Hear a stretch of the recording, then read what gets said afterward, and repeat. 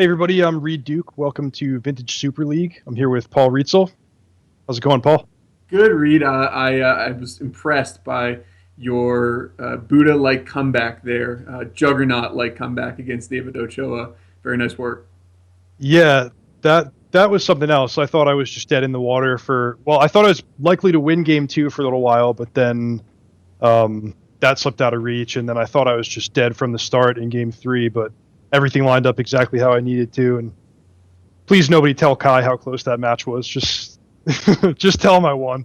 Yeah, and you've now probably established yourself as the reliever of choice if anyone else needs to step away from the field. Obviously, coming in and taking that down. So, Yeah, um, I've won very few matches for myself, but now I'm, showing myself as a relevant force in the Vintage Super League nonetheless. That's right. You've almost certainly assured yourself a spot in the season six play-in tournament.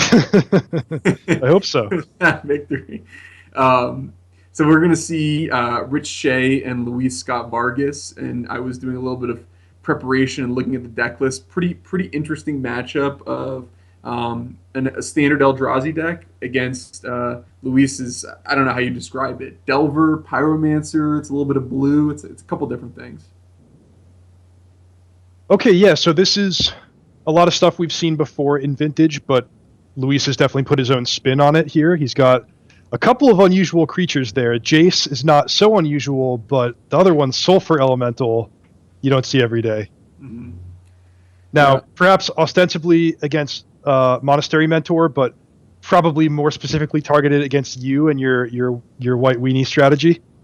Yeah, and funny enough, here he comes playing against Rich Shea, who has both Thalia and Vryn Wingmare in his main deck, and Luis Scott Vargas ready with the Sulfur Elementals. So, obviously a major component of Luis's game is based around inexpensive instants and sorceries, and so Rich is going to try to use Thorn and Thalia to slow that down. But Luis, smartly, I think, has prepared enough of a creature package that he can play under Thorn and Thalia pretty effectively, and in fact, even kill Thalia with that elemental. Boy, that's a cool dynamic there. That normally Thalia and Vryn Wingmare would be some of the best cards against Luis, but he's been able to flip that with the Sulfur Elemental and really exploit what Rich is trying to do to beat his strategy. Yeah, the one card that if you look at Luis's deck, that he has a lot of difficulty defeating is Reality Smasher. He's going to need to have a ton of different tokens out, or Swords to Plowshares and go down a card, or Force of Will and go down a card. So he's going to need to use his broken blue cards to kind of recoup the card disadvantage that Reality Smasher will inevitably cause him. Yeah, and Yeah, do you and think do you this is think this is something something that that Luis Luis expected? expected? Because Because he's got he's got white in his white deck, in his but deck, no but no Monastery Monastery Mentor. Mentor. So Swords So to Swords to Plowshares Plowshare seems like seems like it's a card it's a he's put card a he's high put a high value on. value on. There's an echo. I guess I hear I'm echoing. Maybe it's if I'm closer. Is that any better? Hmm. Yeah, Yeah, sounds fine to sounds me. okay. Um, well, I think part of it also is the Sulfur Elemental, right? That makes it pretty difficult to play Monastery Mentor. But I do think that Swords of Plowshares is just a well positioned card in Vintage right now between the artifact decks, which all play creatures, the Eldrazi decks, which play creatures, and of course, um, hate bears, things like that. Plow is just still the most efficient way to deal with problematic dudes. Yeah, and is likely to be the most efficient way for the rest of eternity. Uh-huh. So, other than the Vryn Wingmares, what's different between Rich's deck and the one that I just used in my match? I'm not sure. I think that a lot of similarities there. What do you see there, Reed? Looks like one of the key differences is Eldrazi Displacer, which is, I guess, a slow card by Vintage standards. It doesn't give you those really, really explosive draws where the game's decided right away, but Mm-hmm. it is going to give Rich a nice amount of control over the battlefield if things do drag out. I mean, killing young Pyromancer tokens for 3 mana is not a great rate, but if the game drags on forever, then that's something that you're going to be doing a lot. Mm-hmm. Yeah. Owen and I were talking about Eldrazi Displacer, and we're used to seeing it in modern or standard, where it's often comboing with other creatures that have enter the battlefield abilities. Here, other than Thought-Knot Seer, there really is none of that dynamic going on. It's really just used as a value creature to deal with your opponent's threats, and then of course, protect your own. So 4 seems like a ton of that effect to me, but we'll see. Here obviously it could end up being good against Luis. Yeah, and when you're playing all the Eldrazi lands, I guess in Rich's case, just 4 Eldrazi temples, it's not a horrible rate. I mean, you can play a 3/3 creature on turn 1 pretty easily. However, I guess if Rich was in the market for Trained Armadon, he would just be playing an Endless one first. Yeah. So he must see something special in the Eldrazi Displacers. Isn't it really funny? We're sitting here and it's vintage, right? People can storm you out on turn 1. All the draw 7s are legal. And we're talking very honestly about Eldrazi Displacer being not a bad rate as a rogue elephant, So, it's like that's that's the place that vintage is in right now, where outfaring people is a way to defeat them. If you stop them from doing their stupid things. I wish you guys could have seen my face when I was sideboarding in that last match, because I'm just like, Kai, what did you give me to work with here? There's so many dead cards in the matchup, and I'm deciding between vanilla 2/1 with no relevant effect and vanilla 2/2 with no relevant effect. And I'm like, make him use 2 counters off his Triskelion for the Containment Priest. But, oh yeah, and flash in that Containment Priest in response to Tangle Wire. I mean, oh yeah, maybe he planned that all out. All right, well, let's go down to the match and see what these players can put together.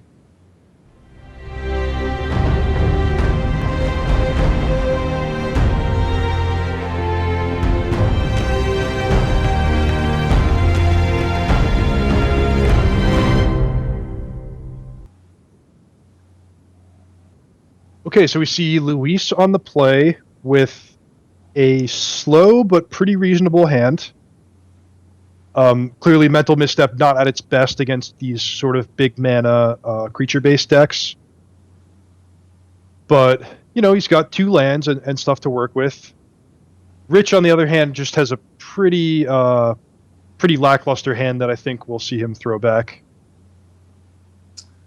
Yeah, I mean, obviously I've played some Legacy, and I played when the card was legal in other formats as well. And usually those land-heavy hands with Wasteland on the draw, you could keep a lot of those and just try to start the game a turn later.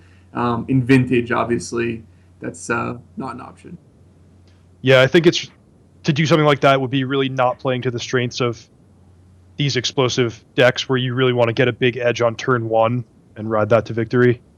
Speaking of big edges, I mean, to be able to stick a Jace against Rich's deck is just incredibly powerful. I mean, he has very limited ways of interacting with it. I think, in fact, blinking it with Displacer is the only way to interact with it, which is not effective. So, oh, wait. Oh, wow, it's a legend. Oh! Wow, I completely did not see that coming. Yeah. Well, so let's talk about this hand that Rich had kept. It was 6 lands and a Wingmare. Of course, he gets the Scry, which I'm sure was a big factor in his decision to keep. But what I had originally looked at as just lands, turns out there's a little more value in those Karakas than I had anticipated. And the second one's going to be good too. That's the funny part now, right? He's going to get that first one potentially wasted or stripped, so that Luis can stick Jace, and then the second Karakas is going to get Jace again. It could be a couple turns down the line. Oh, he might get a strip wasted. Have to imagine we'll see Luis force this. Yeah. Yeah, I think so too. The Mental Misstep's not doing anything else in his hand, so it's a pretty easy decision. Even gets the Elemental for his troubles. So Luis is 1 spell away from being able to. Oh no, yeah, 1 spell away from being able to 1, 2, 3, 4. Oh no, he doesn't even need it. So he has the ability to Time Walk, Jace, Flashback, Time Walk. By using the Strip Mine to get the 4th card in his graveyard. Wow. Firing on all cylinders here. Yeah. Not to mention just getting a ton of damage in by making elementals and getting free attacks with them. We might see old Sulfur Elemental make an appearance as well. Yeah, and I was Oh, he actually going to say, discards it. yeah, I was going to say he's a blue card away from really locking this game away, and there's Jataxian Probe to fuel the force of will.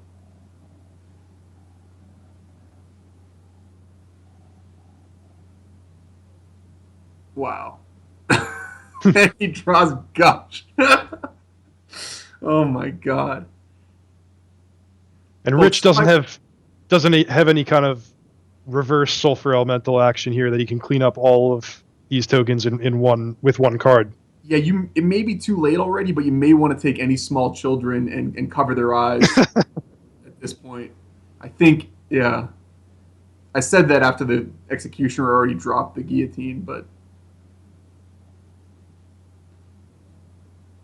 Yeah, Rich showing up with the exciting new deck, but Luis showing everybody that if it ain't broke, you don't need to fix it. Just the stuff that already existed in Vintage is still insane.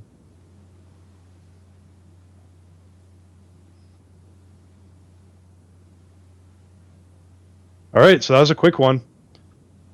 Let's see how things change after sideboarding.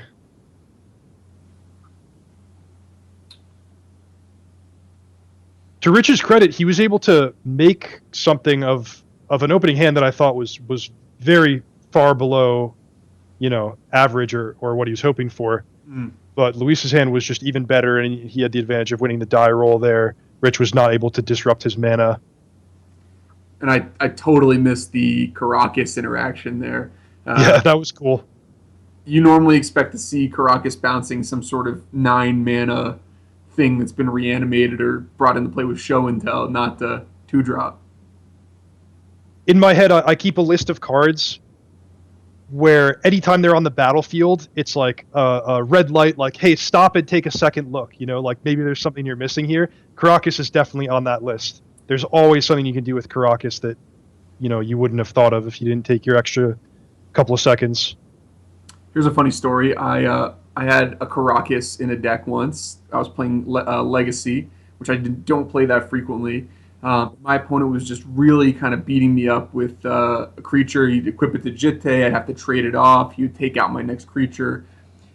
This match was on camera. And about 6 or 7 turns into that, I reread my Caracas, and I just, I had a panic attack. I'm like, I missed it the whole time. And then I'm like, all right, Caracas, you're Jitte. At which point I was informed that it doesn't return the hand. And I was beating myself up so bad for that mistake, but in reality, I just still didn't know what the card did. And similarly, cannot bounce Jace Telepath on bound. So if Luis can get it to flip, he's safe.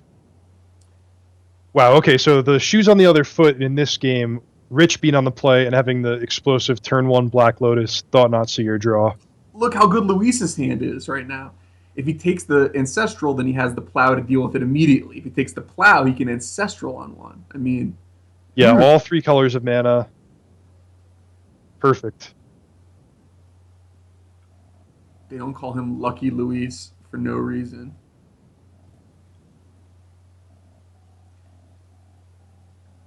I think you just have to take Plow here and hope that his Ancestral draws him 3 lands. Yeah. I mean, if you take the Ancestral, Luis's hand just lines up so perfectly. Mm-hmm. Yeah, you're committing yourself to playing a fair game that I'm not sure you can win. Yeah. And Rich's hand is excellent. He even has some good cards in reserve back there. But I agree that he's not really going to be able to fight through what Luis has. And I like this decision from Rich. Now, are you main phasing this Ancestral or using it on Rich's end step? I guess I would main phase it. Because of how many Mox in and how many Thorn effects you might face? Right, yeah. If he draws non-land or non-Mox cards, he would have to discard one. Right. And I guess that is, even even in a game, even this early in the game when you're not necessarily looking forward to like turn 5, turn 6, it's probably a matchup where you're not that excited to discard land. So I suppose Luis made a nice, safe decision there. I like the way he played. So if he drew another Mox, he's going to be very happy here. I can't see what his 8th card is, or what his 9th card is, excuse me. But if he drew any sort of colorless mana, then he has the ability to Young Pyromancer, make 2 tokens, and get another turn out of it. Treasure Cruise. Remember that Pyromancer is, unlike Monastery Mentor, does not trigger off the Moxes, only instant sorceries. Okay. Got it. Still an excellent play if he's able to do it. Not quite as unfair as it sometimes is. Although we see here, Rich's plan of take the plow and just put you under a ton of pressure is putting Luis under a ton of pressure. Yeah, it's working out great. Pretty soon, Luis will be in a position of blocking with his tokens. Not sure exactly how the card advantage equation is going to play out there, given that the tokens are coming into play for free. But anytime you get your opponent chump blocking, you've done something right. Right. And yeah, we might see that Eldrazi Displacer chipping away at the tokens. Right. I was actually just going to say that. Yeah. I mean, we're going to see Luis under some life total pressure pretty quickly here. Now, I will say that even as many good things as Rich has going for him, we're still probably in the situation of hoping the Treasure Cruise doesn't find anything great. Mm-hmm. Now, Luis is going to have to tap most or all of his mana for it on his turn, and with Rich having the option to Swords to Plowshares, one of these young Pyromancers, Luis doesn't have a ton of time. And Rich is considering, I guess, whether to leave up an activation of Eldrazi Displacer or to waste one of those volcanics. Is that the thought process here? He's certainly going to plow one of the young Pyros. I agree. What do you think he should do with the Wasteland?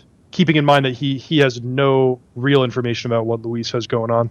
He knows about snow-covered plains is the only thing right now. Yeah, my tendency would be to leave up the Displacer. It's the more mana efficient play, and it doesn't, since we know he's got 4 mana in play plus at least 1 more land in hand, it doesn't seem like Luis is constrained on mana at all. Yeah, and at the point where you have Eldrazi Displacer that has survived, maybe you need your mana as badly as your opponent does. We're going to see probably Jace's Ingenuity on Luis's turn, perhaps.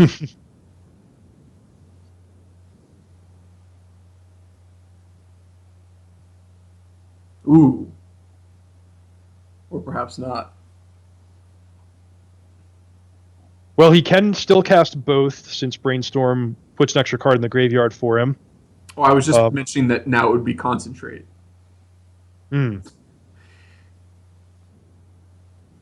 Very soon, Painful Truths for 3 with a Healing Solve attached. How much fun is Brainstorm, though? Oh my gosh. Woo. Wow, so more cheap instants that will give him more tokens and put more cards in the graveyard. This is probably the place where if you've allowed your children to return, you may want to recover any sort of if you have blindfold, or maybe just in a place where they like to sit in storms, things like that. This could be a good time for that. Preordain's going to let him rip through these extraneous lands to find Lotus. Oh my god.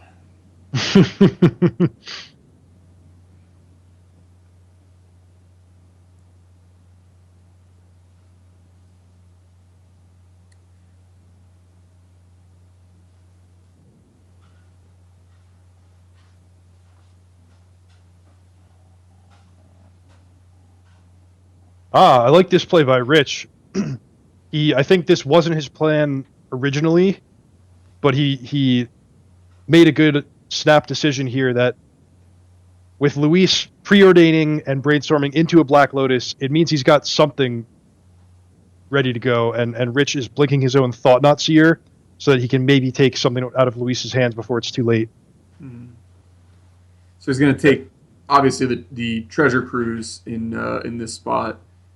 Yeah, and he's really just got to keep Luis from seeing too much of his deck, because the creatures that he has in play is really all he's got to work with, and he can't afford to have them Swords to Plowshares, especially the Eldrazi Displacer, Right. which is Yeah, going to that's what I hold was the gonna say. Delver in check.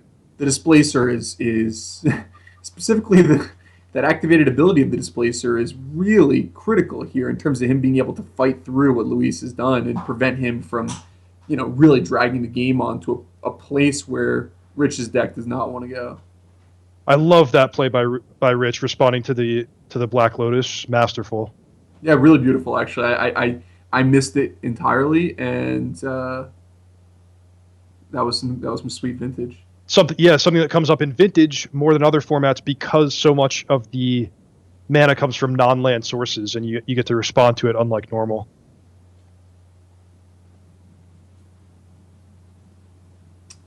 Any thought to quadruple blocking this displacer here? Is that possible? No.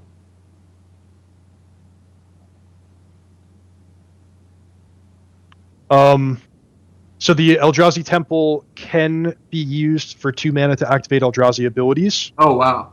meaning that Rich is actually sitting on double Displacer and could have gotten rid of 2 of the tokens if Luis had tried something bold like that. Wow. Even so, it's not that bad, since Luis is going to end up losing 3 of the tokens anyway. Mm-hmm. He could just force Rich to commit his mana, and then, maybe hope to draw something, answer to the Thought Knot Seer, or whatever. But without the Treasure Cruise, he is now stuck. He's got a bunch of creatures, which those of us that have played a lot of Modern and Standard know a lot of creatures on the battlefield, but nothing in your hand sometimes doesn't beat one Eldrazi Displacer. And he's dead, right? So Rich can blink all 4 creatures and then Oh, attack for 7. He's actually blinking his own Thought Knot again.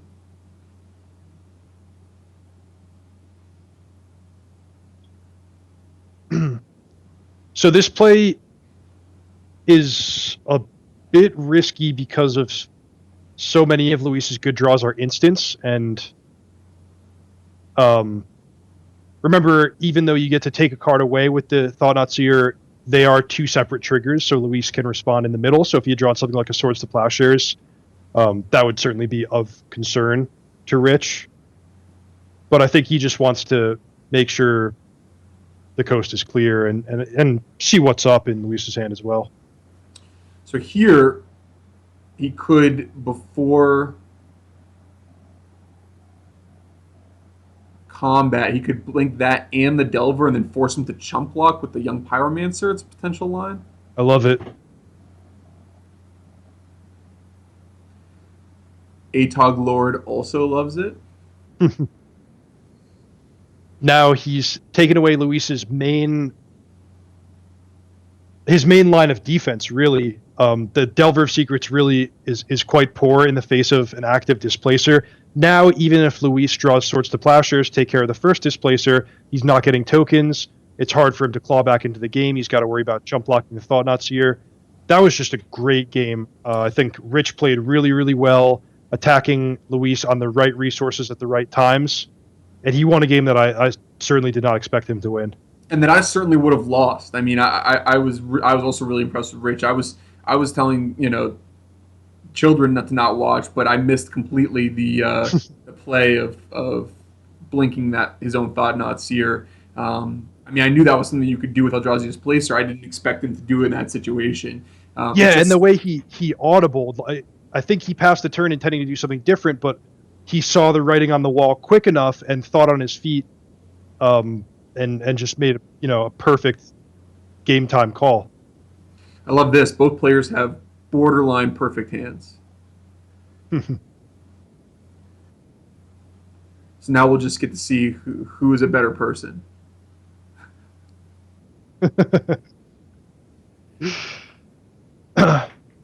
Paul, have you ever had the experience of, like, you're playing a limited Grand Prix or Pro Tour or something like that.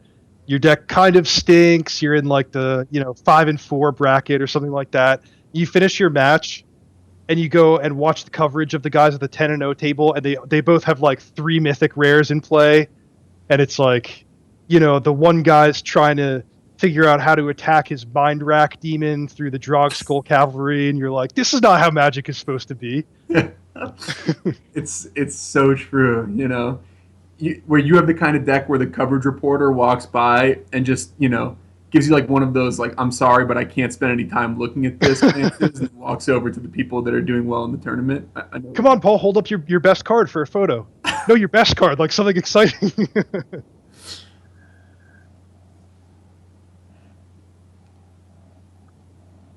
Other thing I like about this match is these players are playing at a quick pace. I certainly apologize. I'm a deliberate player, especially when it comes to Magic Online, in a format that I'm not especially well versed in.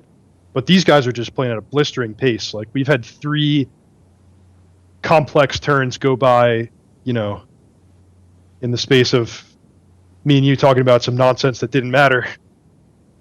Yeah, and Luis is now again under the same kind of pressure as last game. Wow. 1, 2, 3, 4, 5. So he does have enough to play Reality Smasher and activate Eldrazi Displacer. Wow. Yeah, so I was skeptical of those displacers coming into the match, but Trained Armadon it is not. Yeah, no, it's been really incredible. Granted, Rich has had fairly mana-heavy hands all 3 of these times, so we've got to see it do what it does best. But I have been really impressed, and the Eldrazi deck, not only is it very explosive, but it has more play and more control over the game than I would have expected. So here's his patented play coming up again. And this is in Luis's draw steps. Oh, wow. But wow, Luis does not have a white land in play. So Rich gets the nice window to take away that Path to Exile. Although I think Luis would have preferred him to leave him with the Gush. It's way more exciting to see if you're going to actually draw into the things that you need to get out of it. And he finds it's not even clear what Luis would have targeted with the Path to Exile if he could have. Well, I guess he answered the question for me, which is that he found Swords to Plowshares and took out the Eldrazi Displacer. He is going to try to fight through the big guys fair and square. So which one do you want to take out first here? That's a tough question. Usually in a situation like this, I try to take care of the bigger one first, sure, because you can sort of lose your window to answer the high toughness creature if you lose too many of your chump blockers. But with the special ability of Thought Not Seer, it changes the equation. And this is also way more exciting. Because Luis could brick off real hard here and make this place super ugly. So he did find a 4th and 5th point of power, at least. It's not the block that he was hoping to make, but it will be able to at least take the Smasher off the table. Ooh, and Rich has drawn a couple lands at the crucial moment in the game. Although Luis is going to be under significant life pressure or life total pressure with just a Delver of Secrets. Yep, he's got 3 fetch lands in his hand. Going to be able to use one of them. And that would turn off, of course, Force of Will until he's able to find 5 mana. Yep. So it looks like the way he's going to try to use this fetch land is as a pseudo scry with the Delver ability. Mm. And I do think that these are really the key turns of the game here, and anything he can do to make sure he has a good draw step is going to be helpful. And what are your thoughts on Ancestral Recall as a draw step in this situation? I've never had the pleasure of flipping a Delver with an Ancestral Recall. Oh!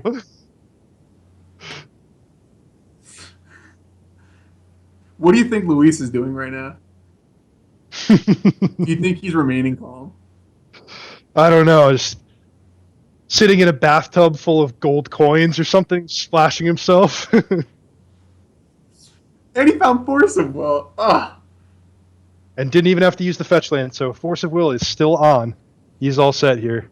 I went into this match as a unbiased journalist, but started rooting for Rich around game 2 when he made the play that I missed. And now, when you watch your hero fall like this. Yeah.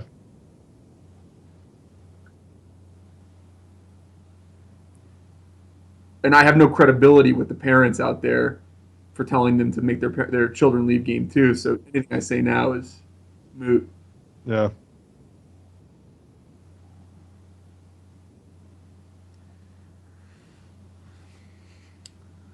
Think Luis is going to let this resolve and then draw a Sulfur Elemental? It's almost certain.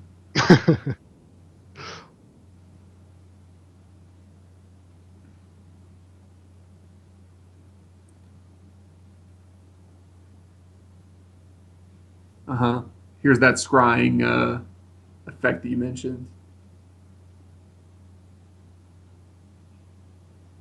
Well, he doesn't want to lose to a top-decked Reality Smasher, but with the Force of Will in hand, it's hard to imagine that happening. Though the Eldrazi deck often does play Cavern of Souls. So, from Luis's perspective, there are scenarios where he could lose this game. Great point. From our perspective, it's less likely. But he does smartly. He's going to try to be careful. Yeah, a basic land source of white mana. Interesting, yeah, having to play around both Cavern Reality Smasher and Wasteland Reality Smasher. And, Luis being one of the best Magic players ever to walk the earth has found a way to do both. One of the best Chilean Magic players from Oakland that I've ever had the chance to interact with.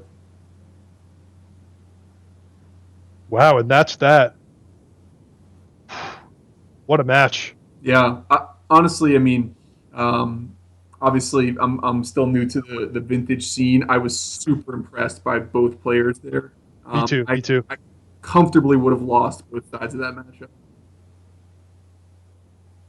Yeah, and this is why Vintage Super League is great. I mean, if you were to watch a large vintage tournament, there'd be a lot of great players there, but you'd only get a small handful of matches of two absolutely world-class vintage players playing against each other. Here you get it every Tuesday night. It's a great way to learn. Yep. And what do you think about my match? I've got the blue-red welder deck coming up against Shuei Nakamura's patented Bomberman Oath.